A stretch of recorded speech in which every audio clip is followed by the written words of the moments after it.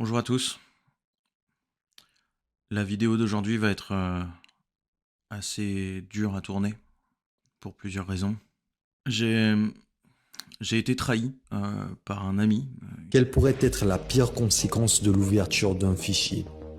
Tout simplement la compromission totale de votre appareil par un acteur malveillant. Comme la plupart des gens qui travaillent dans la sécurité offensive, en fait, je publie pas la totalité de mes codes. Il y a beaucoup d'outils que je garde privés euh, et j'en faisais bénéficier donc mes amis de façon non publique, hein, évidemment. Et ouais, j'ai été surpris, déçu de voir en fait des outils rendus publics par des personnes à qui j'avais accordé ma confiance.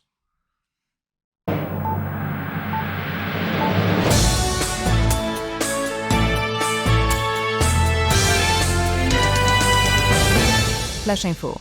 Le petit Wakid, youtubeur à plus de 100 000 abonnés, est accusé de plagiat. Il aurait notamment utilisé des outils d'un autre youtubeur sans le mentionner. La sphère d'Internet est en folie sur les réseaux. On parle déjà de l'incident du siècle. Je rigole. Tout va bien, j'en veux pas, Wicked. Bon les amis, bonjour à tous. Aujourd'hui, petite vidéo sur les macros VBA, comment empoisonner un PC à partir d'un document Word. Alors il y a une part de vérité dans ce que j'ai dit juste avant. Il y a beaucoup d'outils que j'utilise dans le cadre de mes actions offensives que je ne rends pas publics, tout simplement pour qu'ils ne soient pas détectés, qu'ils puissent vivre au moins un petit moment. Et donc ces outils, parfois j'en fais bénéficier mes amis comme Wakid, Hamza et d'autres.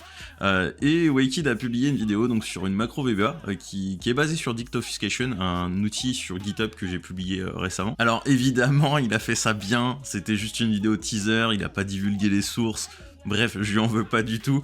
Au contraire, il savait que j'allais faire une vidéo dessus, donc forcément, comme ça a apporté un petit peu de teasing en même temps. J'ai décidé donc de rendre public cet outil. Il y avait déjà 3 façons de l'utiliser, en PowerShell, en C++ et en C#. Je viens de faire un git push pour ajouter la conversion en macro VBA également. Le projet Dictobfuscation, en fait, il va obfusquer un shellcode.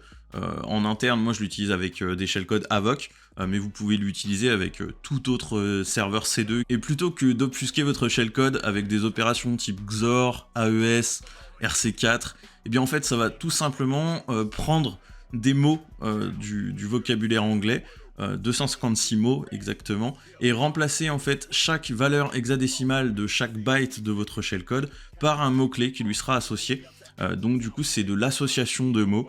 Et du coup, en mémoire, ça n'augmente pas l'entropie, ça fait pas de calcul, ça fait que du remplacement de données.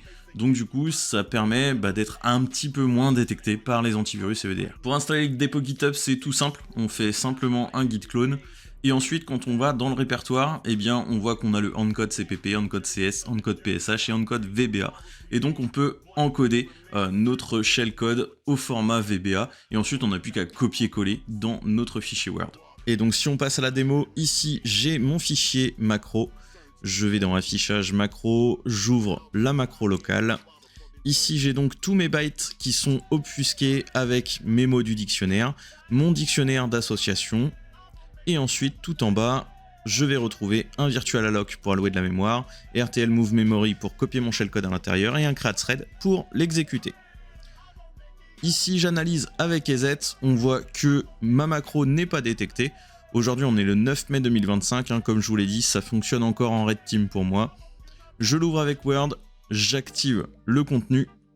Et ici, je vais attendre quelques secondes, en général moins d'une minute. C'est assez long.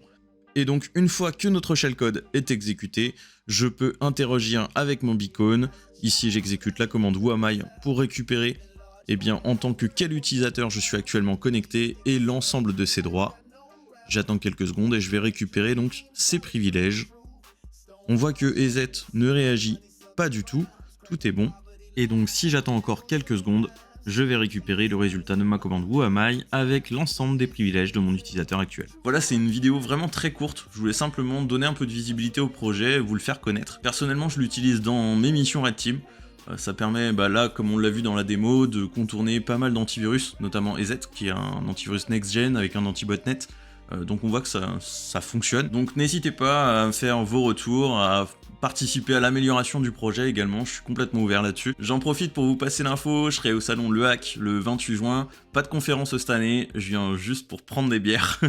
Donc n'hésitez pas si vous voulez discuter un peu, boire un petit verre, il n'y a pas de problème, n'hésitez pas à venir. Bref, n'hésitez pas à liker la vidéo, à vous abonner si ce n'est pas déjà fait. Moi je vous dis à très vite pour de nouvelles vidéos et d'ici là, portez-vous bien.